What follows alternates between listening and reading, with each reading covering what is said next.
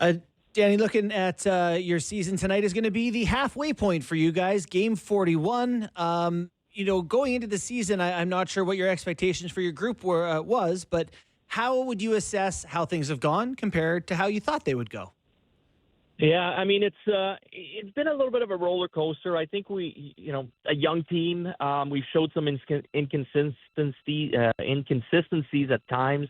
Goaltending has been hot and cold. And the same thing goes for a lot of our players when you go through one by one. No, it's about where we thought we'd be. I wish we had a few more points and be in a better position for the playoffs, but there's still a long ways to go. We're still in the race, which is good because that's what we want with our young guys is to play meaningful games in the second half of the year. So that part we're happy with, but we'd like to see more of a consistent game from every individual in the second half.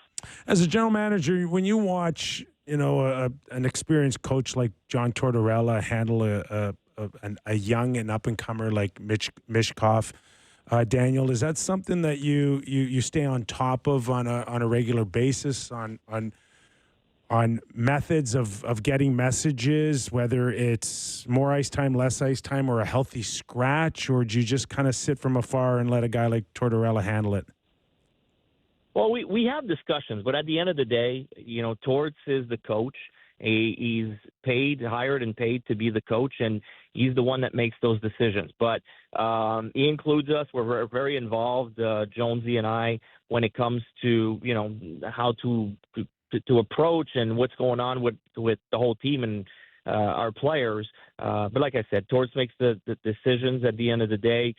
We trust him. We think he's fabulous to have, especially when you have a young team and you're trying to show them the way and the best way to be pros. And in the case of Matvei Mishkov, it's pretty cool because we see him really grow and mature right in front of our eyes. He's been a great teammate. He wants to get better. He's really working at his game. You can see the effort both ways of the ice, and that all starts with Torts, with his approach and his demands towards the players, and he treats them the same way he treats everybody else, with fairness, but very stern. So I think for Matvei, there couldn't be a much better situation to learn from than John Tortorella.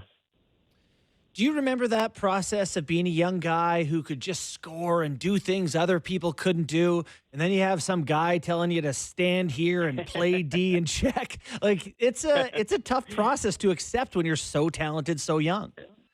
It is, and look, I wasn't in that class. I'm not in the Matvei Mishkov class, but I was an offensive guy, and what happens too is, and sometimes, and I have to go through it a little bit where, when you play minor hockey and you play junior hockey, you don't really have to listen to the coach and listen to the system and follow the rules that a lot of guys have to follow to be on the team, because you can do other things that certain guys can't do. And when you get to a level, there's always a place where it hits you where you have to follow suit with everybody else. And, I think that's probably what's happening with Matvei at this level, but he's been very receptive and he wants to get better. He wants to work at his overall game and really get better both ways of the ice. Did you have any idea of Owen Tippett being as skilled or as good as he is? I'm just reminded of the trade that you made for Florida, and you absolutely fleeced them.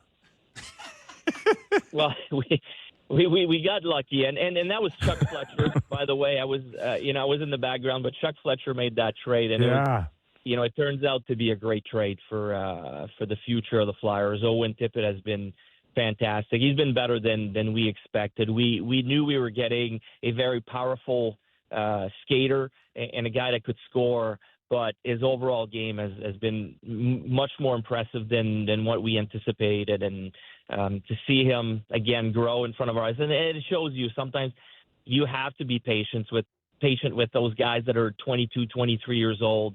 Sometimes it's just a little click, and or a play. Sometimes they find, a better chemistry with a certain team. Sometimes it's with the coaches. Sometimes it's with players. So it's not always easy, but it's a good lesson for us to show that you have to be patient with guys like that.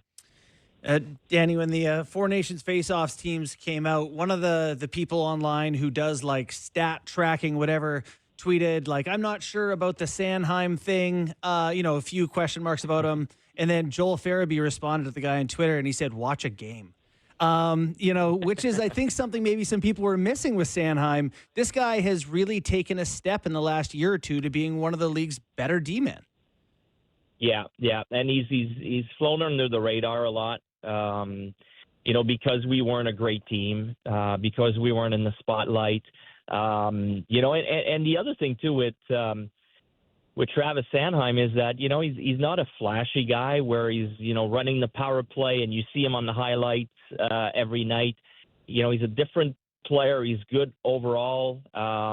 In the last couple of years, we have to give him credit. He's taken another step. His physicality has improved a lot, and his defending has improved a lot. He kills a lot of plays. And I think for Hockey Canada too is they were looking for versatility, a player, 6'3" defenseman that can skate all day long, that can play defense, that can kill penalties, is not afraid to block shots, and can play the right side or the left side, and he doesn't care. And that's a great asset to have for an organization. To always have that, a top pairing defenseman that you can play on either side of the ice. I'm telling you guys, for us, we see it as a huge asset to have. You're listening to Daniel Briere, General Manager of the Philadelphia Flyers. Danny, about maybe 6 or 8 weeks ago, we had Keith Jones on, and, who doesn't love having Jonesy on? And we spoke about, expectations going into the spring or the trade deadline anyways, and he made it very clear on our show that you guys are sellers, you're not buyers, you're not ready, and which was great for us. Very refreshing to hear, a general manager just be so transparent so early in the season. And I'm just wondering, was that always the strategy for you guys moving forward? We're not trying to fool anybody here this season. And, how's that affected you day to day as a general manager? Well, at the end of the day, the players are going to decide. But, they've shown us again this year it was kind of what we expected to be. We're not Stanley Cup contenders, not yet anyway. And, it's not the time to go. We don't have unrestricted free agents like a lot of those teams have.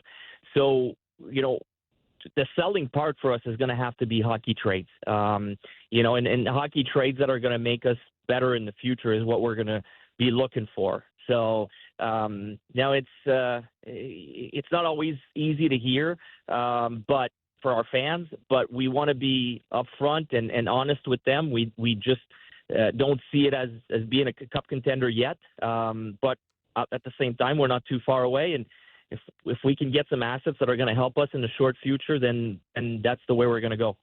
Chris Versteeg and Francois Beauchemin to Los Angeles Kings, possible deal with Toronto Maple Leafs. In an interesting twist in the NHL trade market, new rumors are emerging about Chris Versteeg and Francois Beauchemin potentially being traded to the Los Angeles Kings. Sources indicate that the Kings, who have been one of the most active teams in recent weeks, are evaluating the possibility of bolstering their defense with Beauchemin, while Versteeg, who brings strong offensive capabilities, could be a key piece in a larger trade. This move becomes even more intriguing considering the Kings' surplus of offensive pieces available for trade, exactly what the Toronto Maple Leafs are looking for to strengthen their roster. It's speculated that with Versteeg included in the deal, the Leafs could be targeting a possible addition like Wayne Simmons, along with a mid-range draft pick. This move makes sense given Simmons' struggles this season, as he has yet to find his top form on the ice. To add more drama to the trade talk, there are even whispers that veteran defenseman Tomas Kaberle could be included, opening the door for a potential pursuit of Brayden Schenn. If completed, this move could have a significant impact on reshaping the Leafs lines and adding more depth to the team. Stay tuned for updates to see if these trades come to fruition and how they might shape the future of Toronto and Los Angeles this season. In an interesting twist in the NHL trade market, new rumors are emerging about Chris Versteeg and Francois Beauchemin potentially being traded to the Los Angeles Kings. Sources indicate that the Kings, who have been one of the most active teams in recent weeks, are evaluating the possibility of bolstering their defense with Boschman, while Versteeg, who brings strong offensive capabilities, could be a key piece in a larger trade. This move becomes even more intriguing considering the Kings' surplus of offensive pieces available for trade, exactly what the Toronto Maple Leafs are looking for to strengthen their roster. It's speculated that with Versteeg included in the deal, the Leafs could be targeting a possible addition like Wayne Simmonds, along with a mid-range draft pick. This move makes sense given Simmonds' struggles this season, as he has yet to find his top form on the ice. To add more drama to the trade talk, there are even whispers that veteran defenseman Tomas Kaberle could be included, opening the door for a potential pursuit of Brayden Schenn. If completed, this move could have a significant impact on reshaping the Leafs lines and adding more depth to the team. The Kings' situation is complex, as they are in the midst of a transitional period. Their aging roster, which includes a core group that led them to several successful playoff campaigns in the past, has seen some struggles in recent seasons. While there's a clear need for defensive help, Los Angeles may also want to improve their offensive consistency in order to make a deep playoff push. The combination of Boschman's defensive reliability and Versteeg's offensive upside could help the Kings balance their lineup. From the Leafs' perspective, this potential deal is about retooling for the future. The team is in a position to compete, but they also need to solidify certain areas on the ice. Adding a player like Wayne Simmonds could provide the grit and scoring touch that the team has been missing. Furthermore, acquiring a mid-range draft pick could help with future team-building efforts, as Toronto looks to remain competitive while still developing young talent. The inclusion of Kaberle in the trade package could be a strategic move for both teams. The veteran defenseman, who has been with the Leafs for a long time, has seen his role diminished in recent seasons. However, his experience and offensive abilities could be a valuable asset for Los Angeles, who could use a steady presence on the blue line to help their younger players develop. The talk surrounding Brayden Schenn's potential involvement in the deal adds an intriguing layer to the negotiations. Schenn, a versatile forward, has shown flashes of brilliance but has been inconsistent at times. If the Leafs are able to land him, it could be a great opportunity for both the player and the team to find success together. Schenn's physicality, two-way game, and leadership could be exactly what the Leafs need to bolster their forward group. While the trade market can be volatile and unpredictable, these rumors suggest that both the Kings and Leafs are preparing for significant changes. For Toronto, this could mark the beginning of a new era, with a focus on adding more experience and depth. For Los Angeles, the trade could be a chance to retool and address some of the weaknesses in their lineup, while still competing for a playoff spot this season. Of course, as with any trade rumors, it's important to remember that these discussions are fluid and can evolve quickly.